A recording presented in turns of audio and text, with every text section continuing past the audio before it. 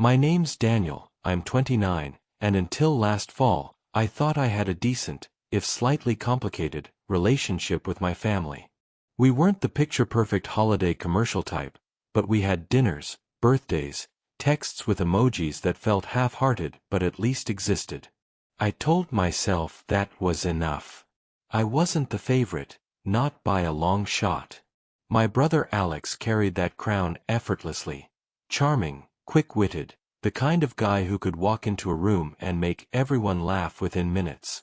My sister Emily had her own pedestal too. Married young, had 2 kids, posted endless pictures of Sunday brunches and family outings. Meanwhile, I was the serious one. The one who worked late, who forgot to smile in group photos, who people joked needed to loosen up. And I accepted that role. Or maybe I just wore it like a jacket I couldn't take off. I figured as long as I showed up, contributed, remembered birthdays, I was still part of the circle. That illusion shattered one ordinary Tuesday evening.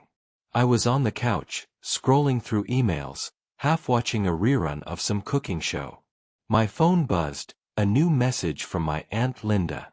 She wasn't exactly tech-savvy, so I figured it was another chain of inspirational quotes or maybe a picture of her dog in a sweater. Instead, it was a video file. The subject line just said, "Oops. Ignore this." Curious, I tapped it open.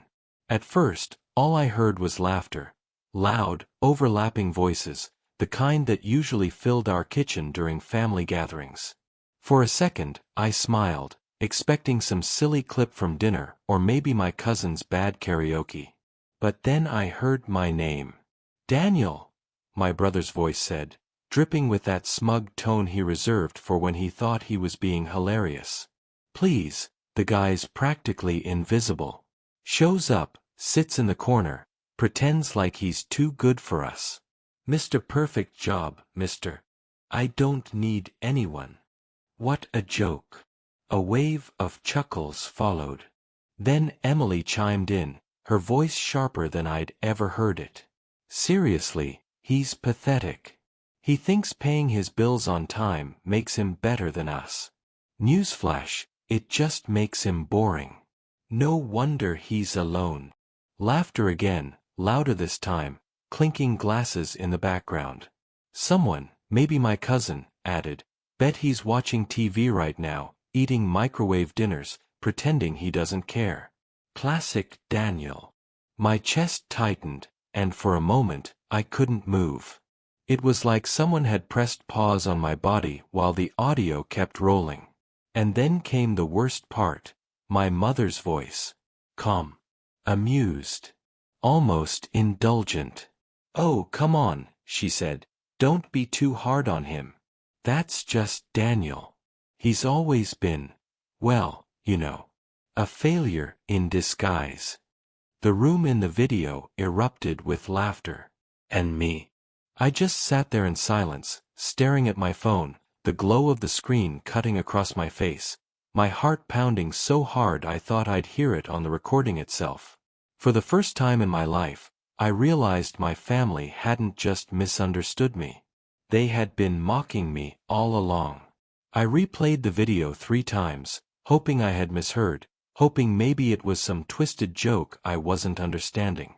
But each time, the words cut deeper, sharper, as if they were being etched directly into my chest. Failure in disguise. The phrase echoed. I stared at my mother's face in the thumbnail of the video, her smiling at some party, a glass of wine in hand. That smile used to mean warmth, comfort. Now, it looked like a mask hiding contempt. My phone buzzed again. A new message from Aunt Linda. "Daniel, I am so sorry. That wasn't meant for you. Please delete it." Delete it. As if erasing the file would erase what I heard. My hands trembled as I typed back. "What is this, Aunt Linda? When did they record it?" She didn't respond right away. I could see the little typing bubble pop up, disappear, pop up again, like she didn't know what to say. Finally, a single message came through. It was last weekend. At your brother's dinner. Please don't make this a big deal. A big deal. I laughed, a harsh, humorless sound that startled even me. My family had just sat around mocking me like I was a clown they'd hired for entertainment, and she was worried about me making it a big deal. I didn't reply. Instead, I sat there staring at my living room, the silence pressing against my ears. The TV was still on, but I couldn't hear it anymore. My dinner was cold on the coffee table. Everything around me felt suddenly foreign, like I didn't belong even in my own apartment. For years, I told myself I was part of my family, just in my own quiet way. But the truth was right there in that video. They didn't see me as quiet, or steady, or reliable. They saw me as pathetic. And the worst part? They were comfortable enough to say it out loud, in a room full of people, without a shred of hesitation. Which meant they'd been thinking it for years. I barely slept that night. Every time I closed my eyes, I heard their voices again. Alex's smug tone. Emily's biting laugh. My mom's casual cruelty. I kept asking myself the same question. Why me? Why am I the target? By morning, my exhaustion had hardened into something else, resolve. If they really thought I was nothing more than a failure, then maybe it was time to show them just how wrong they were. The next morning, I stared at myself in the bathroom mirror, toothbrush hanging loosely from my mouth, my reflection looking more like a stranger than me. Puffy eyes, jaw clenched, a heaviness in my chest that no amount of coffee would fix. I kept hearing my mom's words, a failure in disguise. Every time they echoed, my grip on the toothbrush tightened until I nearly snapped it in half. I had swallowed their small jabs for years, comments about being too serious, too distant, too focused on work. But this wasn't a jab. This was what they really thought of me. At 9 a.m., my phone buzzed again. Aunt Linda. Daniel, please don't mention this to anyone. It'll just cause drama. You know how your mom and Alex are. They didn't mean it. Didn't mean it. As if words just casually materialized in people's mouths without meaning. I didn't reply. Instead, I scrolled through my family group chat, the one where they shared birthday reminders and bad memes. There it was, dozens of unread messages from the same dinner where they'd torn me apart. Pictures of Alex raising a glass, Emily with her kids, Mom smiling proudly between them. A happy family. Minus me. My chest burned. I thought about typing something in that chat, dropping the video like a grenade, watching their perfect little facade crumble. But another thought crept in. Why should I play the part of the desperate outsider trying to prove myself? No. If I confronted them, it had to be face to face. They needed to see me, not just a text bubble. That night, I called my mom. She answered on the third ring, her voice syrupy, like nothing had happened.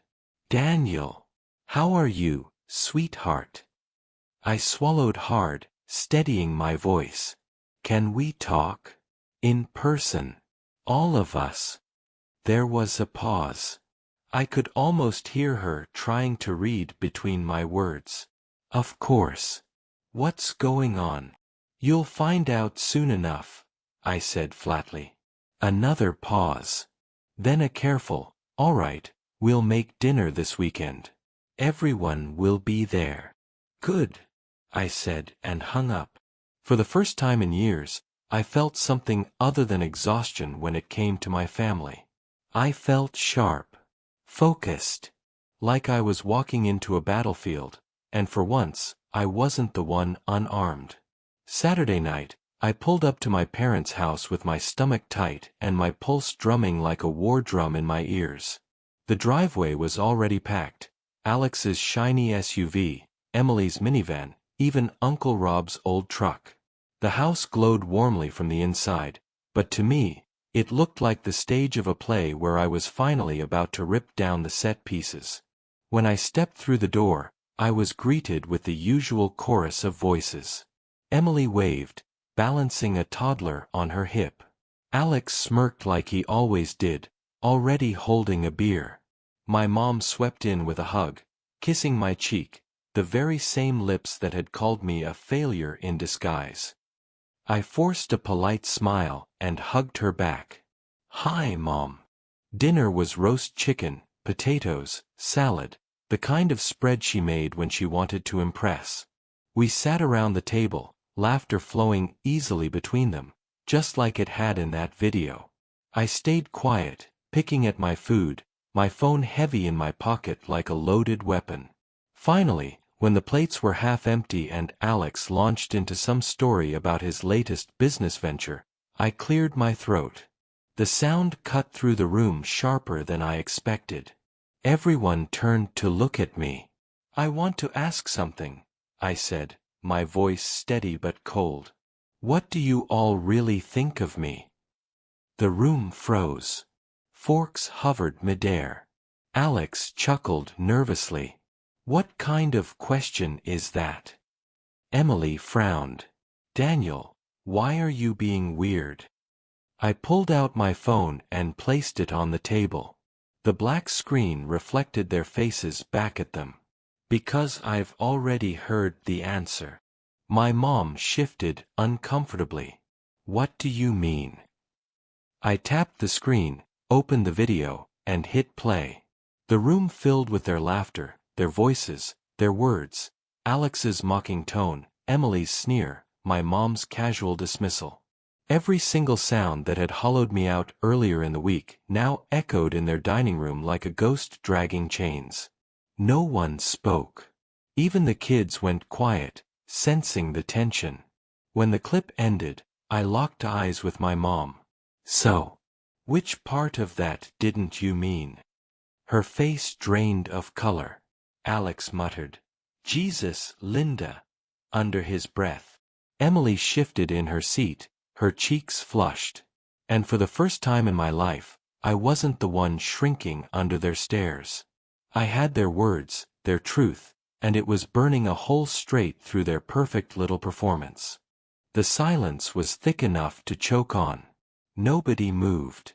Nobody laughed.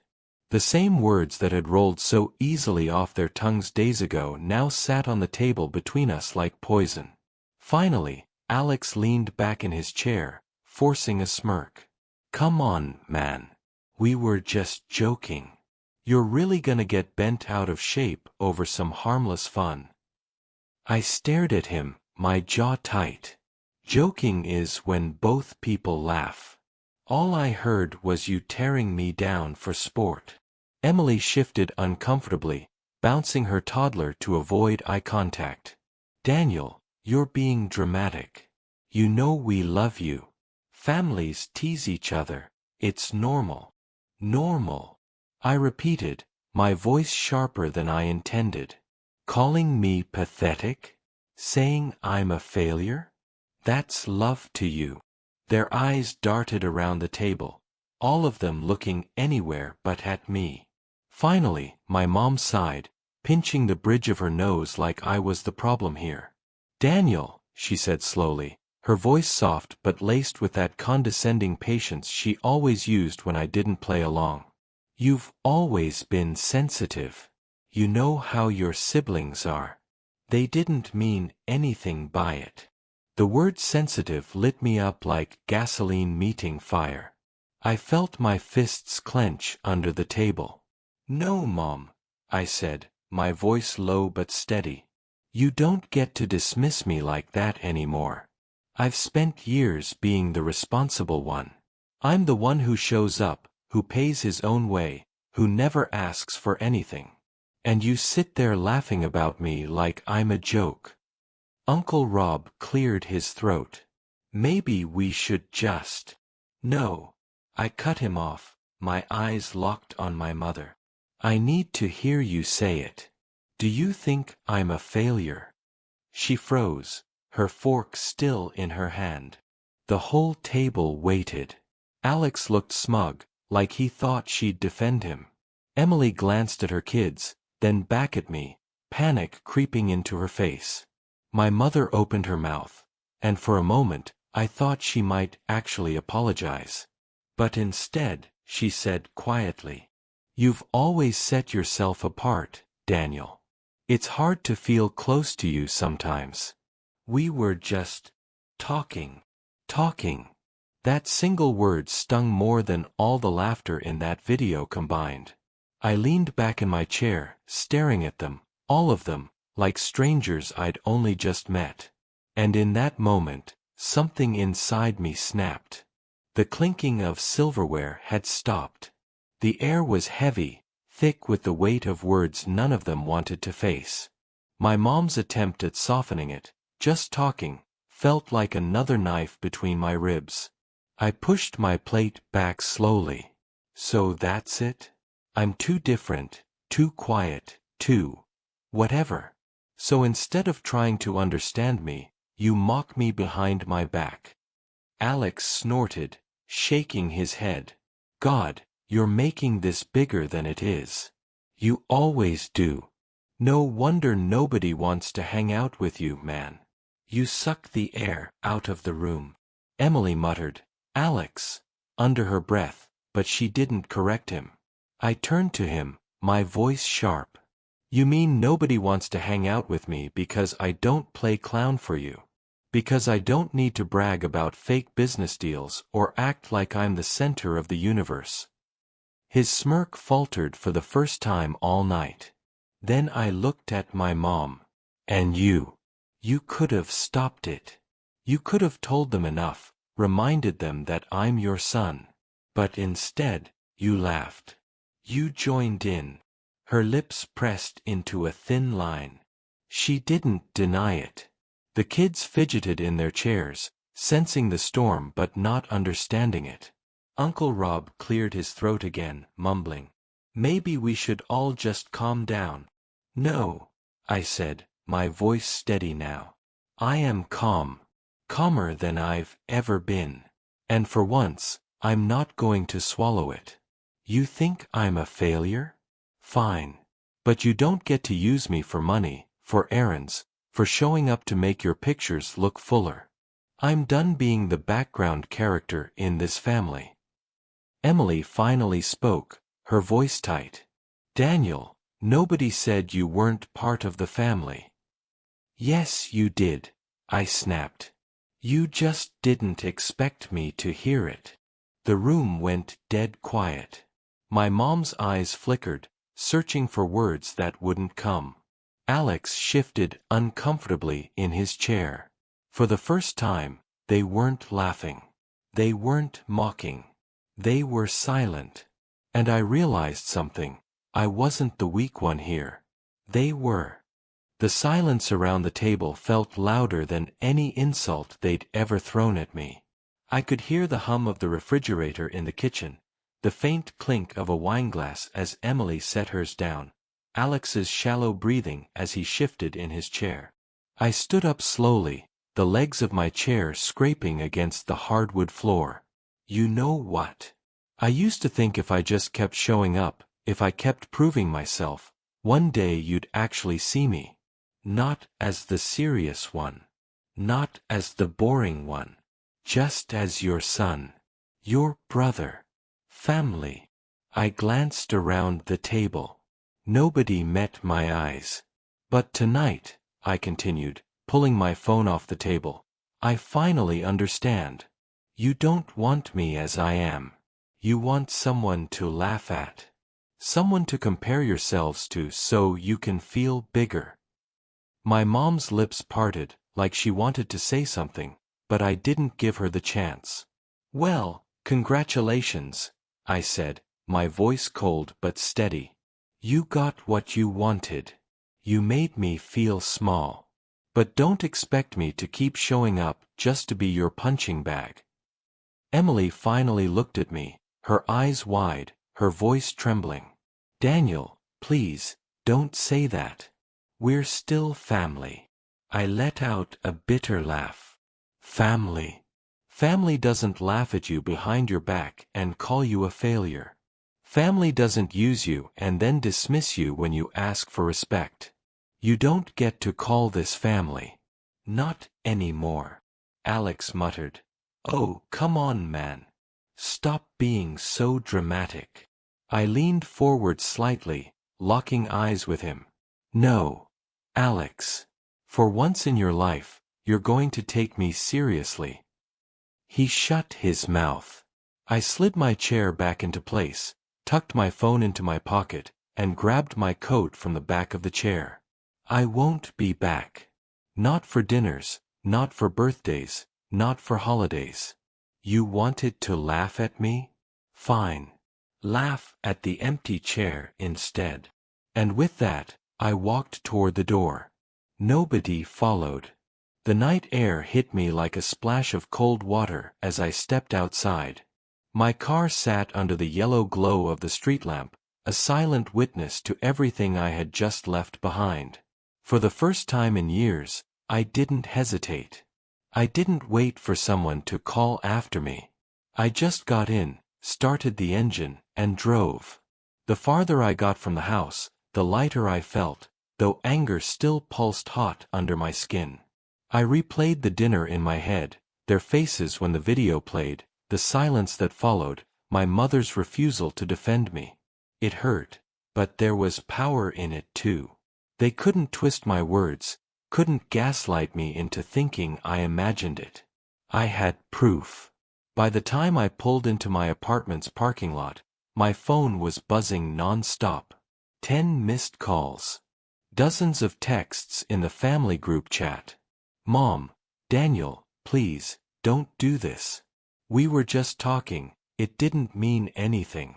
Emily, can we talk tomorrow? Please don't cut us off like this. Alex. Wow. Real mature, bro way to throw a tantrum and ruin dinner. I stared at the messages, my thumb hovering.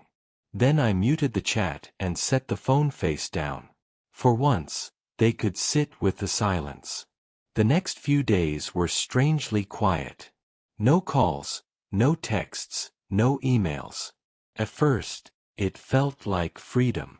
I went for long walks, cooked real meals instead of frozen ones, slept without my phone buzzing me awake. But the quiet had an edge to it too, like the calm before a storm. On Thursday, Aunt Linda called. Her voice was shaky. Daniel, I never meant for you to see that video. But maybe it was for the best. You deserved to know. I didn't speak. She sighed. Your mom's upset. She says you embarrassed them.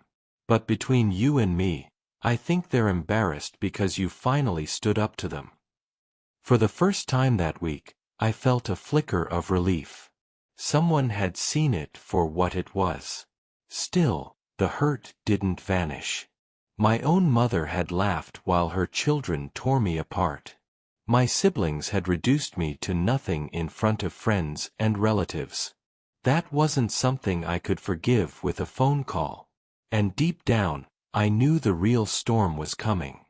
The storm arrived on Saturday morning. I woke up to the sound of pounding on my apartment door. My heart jumped. Neighbors didn't knock like that. I pulled on a sweatshirt, walked to the door, and peered through the peephole. It was my mother. She stood there with her coat buttoned to the neck, her lips pressed in a hard line, eyes red as if she hadn't slept. For a moment, I considered not answering, letting her stand out there until she gave up. But something inside me said I needed to face this. I opened the door. Daniel, she said, her voice tight, we need to talk. I stepped aside without a word, and she walked in, glancing around my place like she was searching for something to criticize. You embarrassed us, she said finally, turning to me. Playing that video at dinner like that, it was cruel. I blinked at her, stunned. Cruel. You sat there laughing while Alex and Emily shredded me apart, and I'm the cruel one. She folded her arms. Families tease. You should know better than to take everything so seriously. There it was again. That word.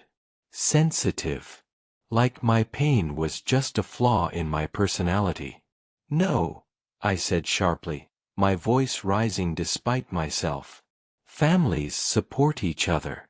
Families defend each other. You didn't defend me. You joined them. Her jaw clenched. Daniel, you're overreacting. You've always been difficult. You isolate yourself and then wonder why people say things behind your back. The words hit like a slap. For a moment, I couldn't breathe. She wasn't apologizing. She was blaming me.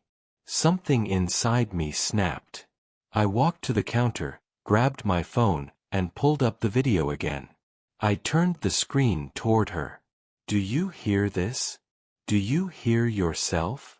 Because I do. And I'm done pretending it doesn't matter. Her face tightened, and for once, she didn't have an immediate response. I slipped the phone back into my pocket. I don't care if you call it teasing. I don't care if you say I'm sensitive. If this is what family means to you, then I don't need it. I'm not coming back. Her lips trembled, but she lifted her chin. If you walk away, Daniel, don't expect us to wait for you. I stared at her, my chest heavy but steady. I'm not asking you to wait. For a long moment, my mother just stood there, staring at me like she didn't recognize who I was. Maybe she didn't. Maybe for the first time in my life, I wasn't bending, wasn't softening, wasn't shrinking down to make everyone else more comfortable. When she finally turned to leave, her heels clicking sharply against the floor, I felt an unexpected calm settle over me. No shouting, no begging, no tears. Just a door closing behind her, the sound final, like the end of a book. The apartment was quiet again. Too quiet.